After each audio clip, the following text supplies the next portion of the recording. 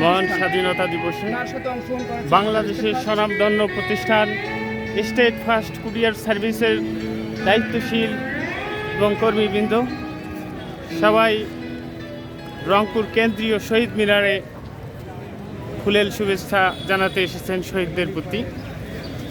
আমরা শহীদদের মাগফিরাত কামনা করছি এবং স্টেট ফার্স্ট কুরিয়ারের উত্তর মঙ্গল কামনা করছি।